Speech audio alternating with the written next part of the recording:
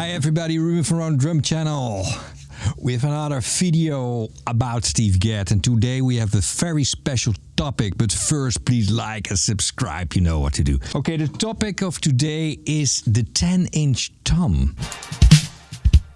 We have a 10-inch Tom, Yamaha Recording Custom.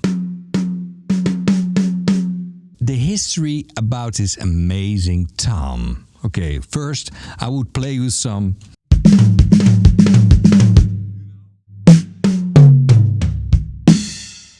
Before Steve Gadd went to Yamaha, from 1983 it became the Recording Custom. Before the Recording Custom, in the beginning of the 80s, it was called Recording Artist. That was the top line with the painted toms. And the wrapped version was the Gig Artist. That's really nice for the gigs, you know. The story I want to tell you all is that Steve Gadd invented the 10-inch drum. Nobody knows that. Maybe Rick Marotta has also a lot to do with it, you know. There's an area before Yamaha. So Steve Gadd didn't play Yamaha on Aja, on 50 Ways to Leave Your Lover, Night Sprite from Chicoria Leprechaun albums, all the Chicoria albums of the end 70s.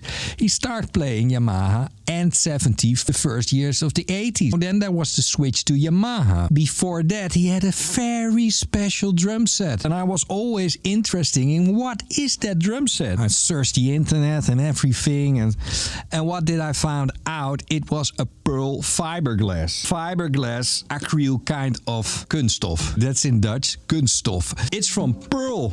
Yeah. He had a wide one. But why? Because he wanted smaller toms. He was a jazz drummer. He wanted smaller toms.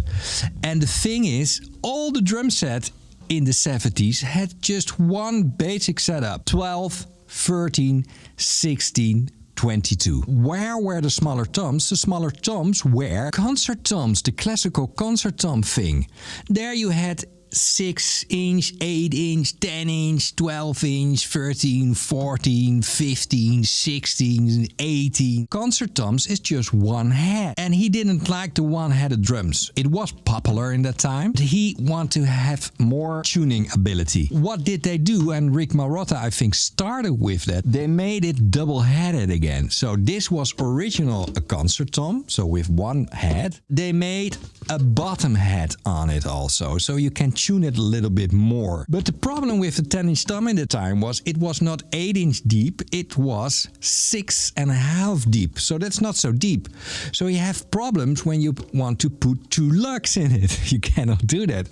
So they take a snare drum lug and put that in between, so you can tune it and you can make a 10-inch tom.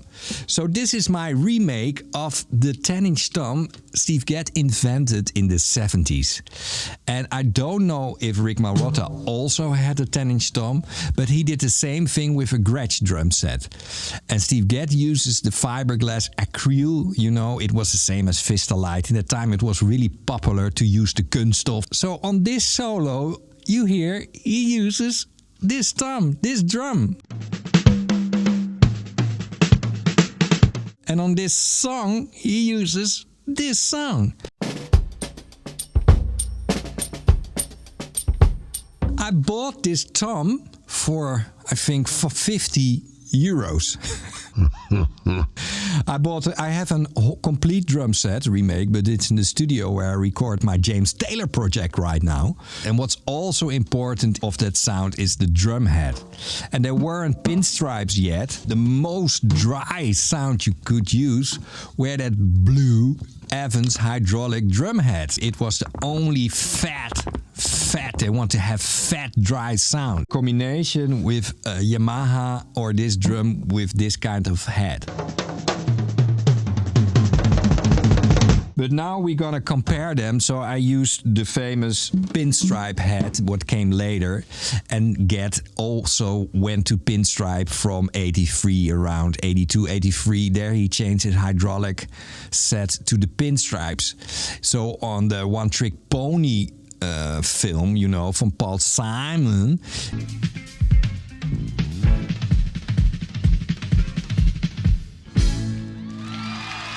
he has that Yamaha with that blue drum heads. That, for me, that's the best drum sound ever.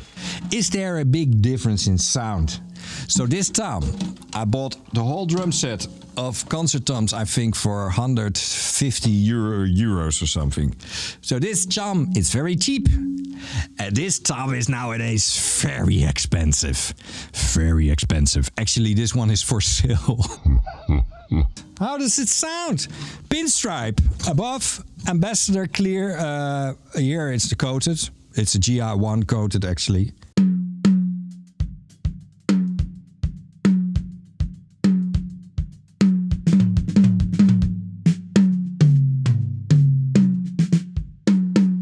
And Steve Gadd tuned his tom always the sweet spot of the sound. Sometimes it's higher, it's not always, but it's really high, you know.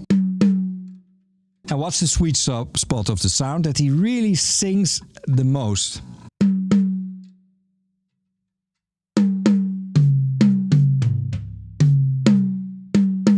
So it sounds great, of course. But now, I think if you want to buy this one, and this one is maybe for sale if somebody says I pay 600 euros for it or 750, then you convince me to sell it.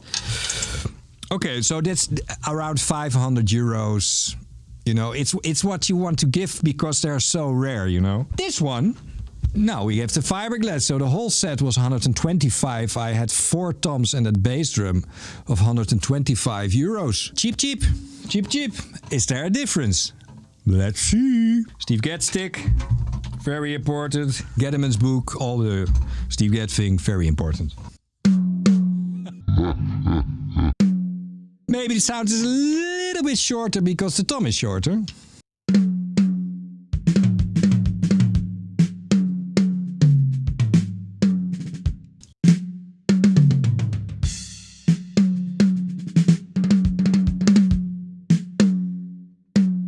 Well, is there a difference? Leave a comment. What do you think about it? I think it's pretty close.